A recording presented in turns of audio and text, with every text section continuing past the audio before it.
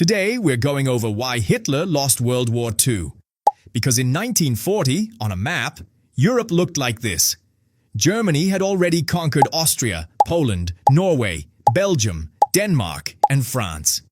In the south, Italian dictator Mussolini had formed an alliance with Hitler, and there was even a peace agreement between Germany and the Soviet Union, which meant Hitler didn't have to worry about them either. Basically, only one major country in Europe was still standing against Hitler, Britain. And Hitler believed that Britain's Prime Minister Winston Churchill would do the smart thing. Sign a peace treaty, bow down, save his people from the unstoppable German war machine. But Churchill did the exact opposite. He gave one of the most iconic speeches in human history, making it absolutely clear that Britain would never stop fighting, that there would be no peace treaty, and that the war against Germany would continue no matter what. That one speech changed everything. Hitler now had no choice. He had to invade Britain. He called it Operation Sea Lion. But here was the problem. There was no land connection between Britain and mainland Europe. And if Hitler tried sending ships, the British Royal Navy had more ships than Germany. So Hitler decided to take control of the sky first. The German Air Force, the Luftwaffe, had 2,600 aircraft. Britain had only 700. On 10th July 1940, Hitler attacked Britain from the sky. The goal was simple. Destroy British aircraft, destroy airfields, destroy manufacturing factories, and then invade on the ground. The smaller British Royal Air Force fought back with everything they had, and they took heavy losses. Things were looking very bad for Britain. But then something unexpected happened. On the night of 24th August 1940, some German pilots made a mistake. They accidentally bombed London, killing civilians. Churchill was furious. He immediately ordered the Royal Air Force to bomb Berlin in retaliation. And when Hitler saw his own capital being bombed, he completely lost his temper. He ordered the German Air Force to forget the airfields and the factories. He wanted London destroyed instead. This was Hitler's first major mistake of the war. Because by shifting the target from British airfields to London, Hitler gave the Royal Air Force exactly the time they needed to recover, to repair, to rebuild. 15th September 1940, Hitler ordered a massive all-out attack. More than 1,120 aircraft launched towards Britain at once. 620 fighters and 500 bombers. Britain could only put up 630 aircraft to defend. What happened next? Nobody expected. The British Royal Air Force shot down more than 60 German aircraft and lost only 29 of their own. For the first time in World War II, Hitler had lost a major battle. This day is now known as the Battle of Britain Day. And the reason Britain won comes down to one simple thing: motivation. When Germany was attacking, it was just another conquest for them. But for Britain, it was survival. It was existence. There was nowhere left to run. And soldiers who are fighting for their homeland fight completely differently from soldiers who are just following orders. A recent example of this is the Russia-Ukraine war. When Russia invaded Ukraine, everyone thought Russia would win within a week, because the Russian army was much larger and more advanced. But the motivation levels among Ukrainian soldiers were much higher. And that changed everything. Hitler realized Operation Sea Lion wasn't going to work. So he postponed it, and made his second catastrophic mistake.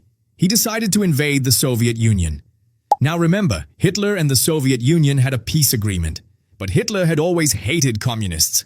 And more than that, he believed that only by controlling a country as large as the Soviet Union could Germany become the #1 superpower in the world. He was suffering from pure megalomania. He genuinely believed he could rule the entire world. On the 22nd of June 1941, Hitler launched Operation Barbarossa. He divided his army into 3 groups. The first would attack Leningrad in the north. The second would march directly towards Moscow. And the third would sweep through Ukraine in the south. The Soviet army had 20,000 tanks. Germany had only 6,000. But German technology was far superior. And Hitler's blitzkrieg strategy, the lightning-fast coordinated attacks that had destroyed France in weeks, worked brilliantly at first. Within days, the Germans had pushed 100 kilometers into Soviet territory. Within weeks, they were only 300 kilometers from Moscow. It looked like Hitler was going to win again. But then two things happened that Hitler never planned for. The first was winter. Hitler had disagreements with his own military commanders that delayed the final push towards Moscow until October 1941. By then, the brutal Russian winter had arrived. Soviet soldiers were completely used to fighting in freezing temperatures. German soldiers were not. Their weapons froze. Their vehicles stopped working. Their soldiers were dying from the cold as much as from enemy bullets. The Soviet Union immediately joined hands with Britain and became part of the Allied powers. They planned a supply route through Iran, but the Iranian government was sympathetic to Hitler. So Britain and the Soviet Union invaded Iran together just to secure that supply line. The second thing that changed everything was Japan. On 7th December 1941, Japan attacked the American naval base at Pearl Harbor.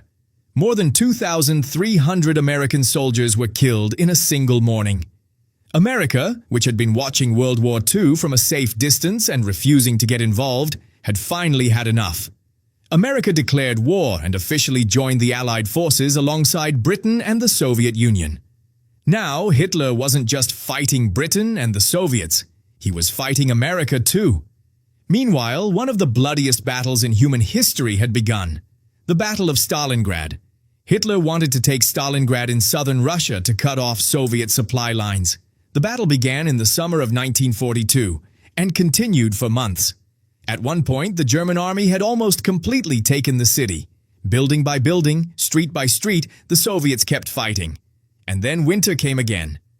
By November 1942, around 300,000 German troops in Stalingrad were completely surrounded by Soviet soldiers, with no food, no supplies, and absolutely no way out. In February 1943, those 300,000 German soldiers surrendered. This was the single biggest turning point of World War II.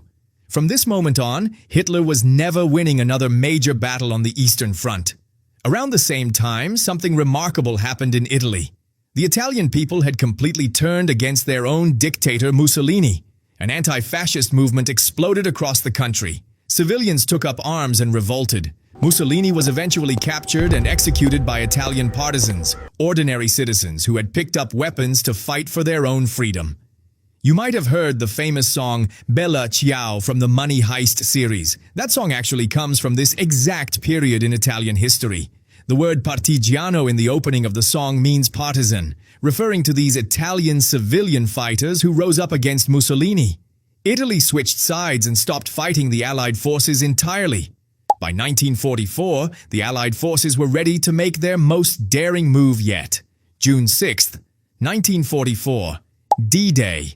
More than 150,000 British, American, and Canadian soldiers landed on the beaches of Normandy and France in a single day.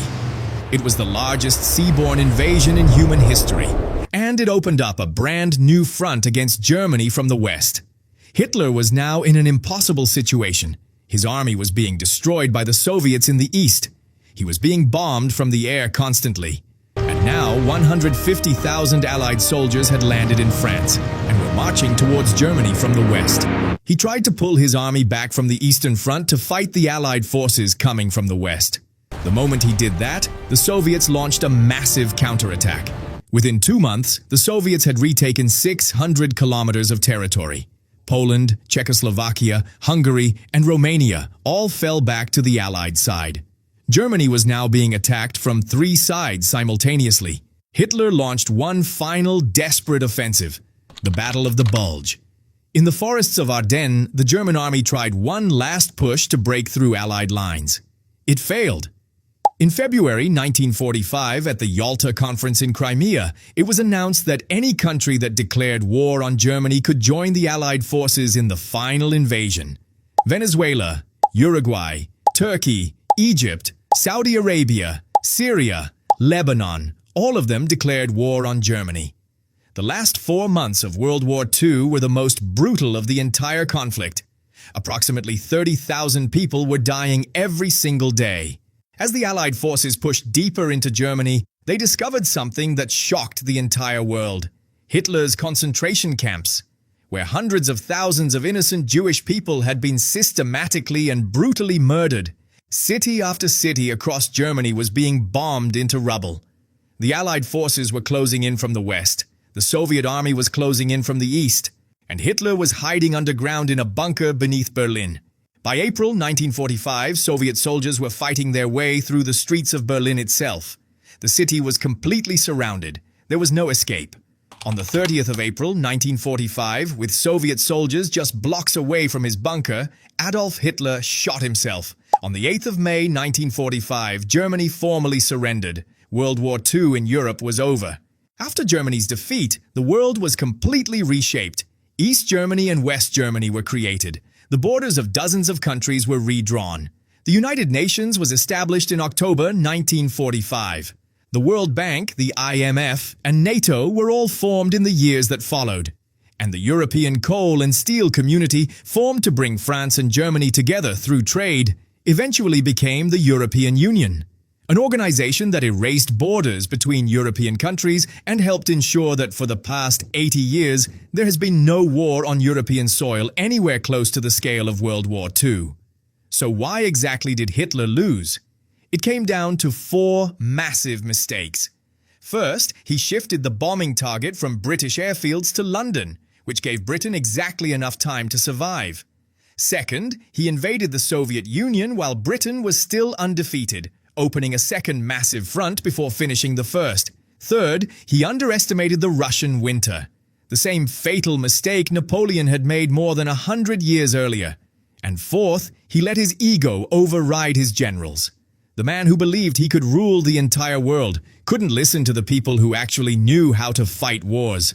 But World War II wasn't actually over when Germany surrendered. Japan refused to surrender for another 2 months, until America dropped atomic bombs on Hiroshima and Nagasaki. But that is a story for another video.